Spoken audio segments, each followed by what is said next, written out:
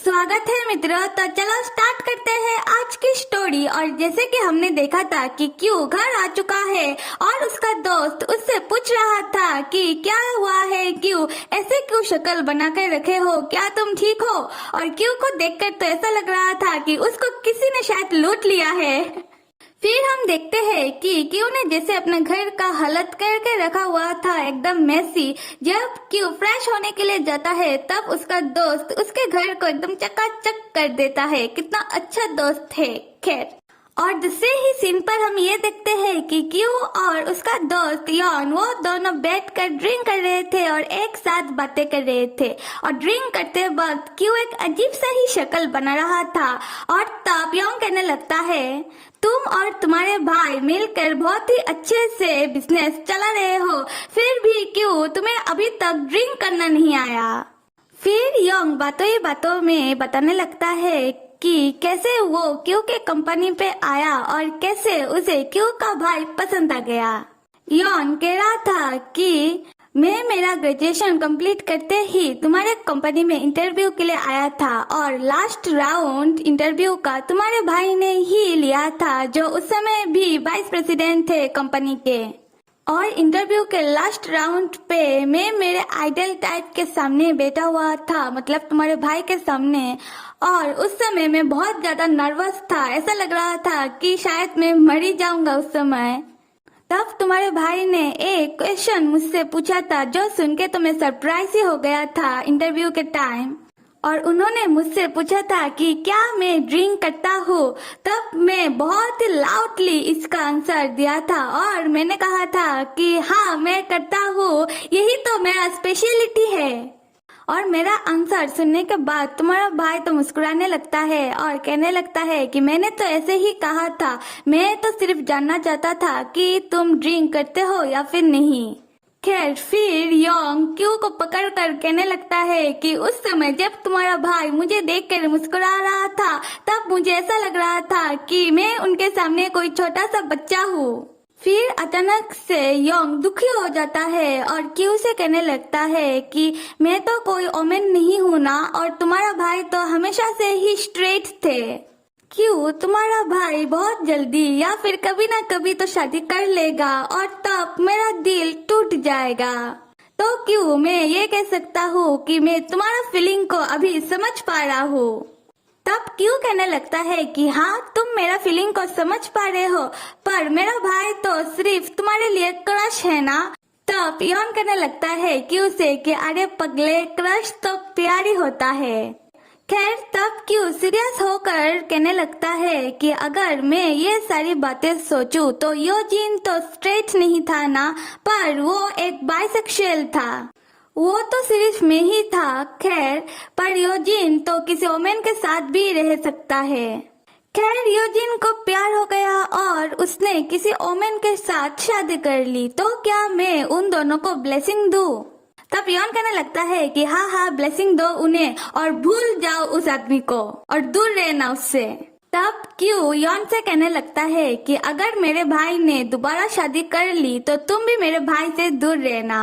और योन कहने लगता है कि हाँ ऐसी बात है। फिर से योन मस्ती भरे मूड में क्यू से कहने लगता है कि तो तुम्हें इस बात की फिक्र है और तुम टॉपिक को चेंज मत करो। अच्छा ठीक है, सॉरी। तो चलो आज सिर्फ तुम्हारे बिजनेस के बारे में बात करते हैं।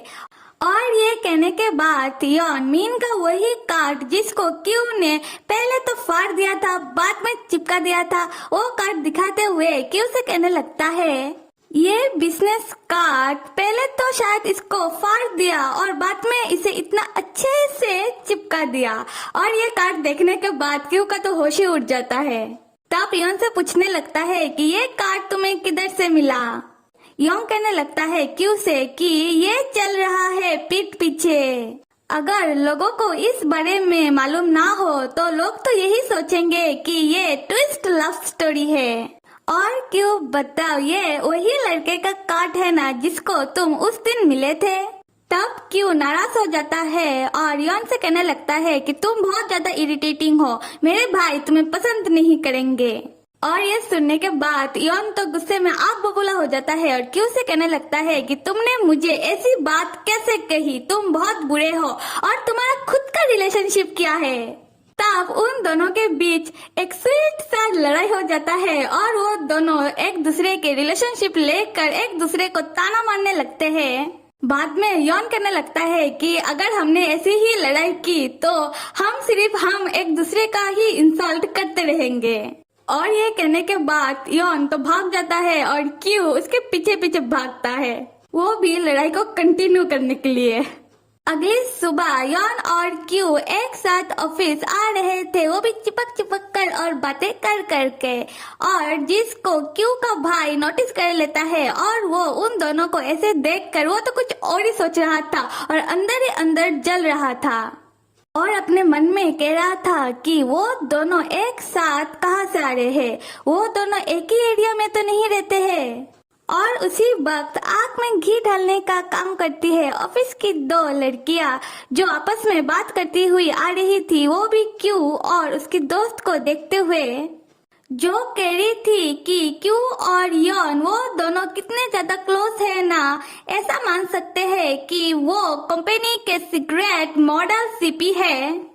और दूसरी कह रही थी कि हाँ मैं उन्हें बहुत पसंद करती हूँ, वो तो मेरे फेवरेट कपल है। और फिर बाद में कहने लगी कि अरे थोड़ा धीरे बोल, कोई सुन ना ले। और ये बातें क्यू का भाई बहुत ध्यान से सुन रहा था और अपने मन में कह रहा था कि मॉडल सीपी कपल। बाद में वो आके अपने ऑफिस में लैपटॉप पर सर्च कर रहा था कि मॉडल सीपी क्या होता है। सो मॉडल सीपी मतलब मॉडल कपल। फिर क्यू का भाई अपना लैपटॉप देखते हुए अपने मन में सोचने लगता है कि दो आदमियों का रिलेशनशिप को क्या कहा जा सकता है। और ये सारी बातें सोचते सोचते बेचारा तो पागल हो रहा था और साथ ही साथ बहुत परेशान। तो चलो देख लेते हैं कि नेक्स्ट एपिसोड में क्या दिखाया जाएगा। सो नेक्स्ट एपिसोड में मीन बहुत फॉर्मली क्यू के साथ इंट्रोड्यूस हो रहा था और अपना हाथ हैंडशेक के लिए क्यू की तरफ कर रहा था और उस समय क्यू मीन के हाथों को स्लैप कर देता है। ऐसा क्यों, ये तो हम नेक्स्ट एपिसोड में ही देखेंगे। सो देन आप सब लाइक, सब्सक्राइब और कमेंट करना तो बिल्कुल भी मत भूलिएगा। Till then stay with me and see you.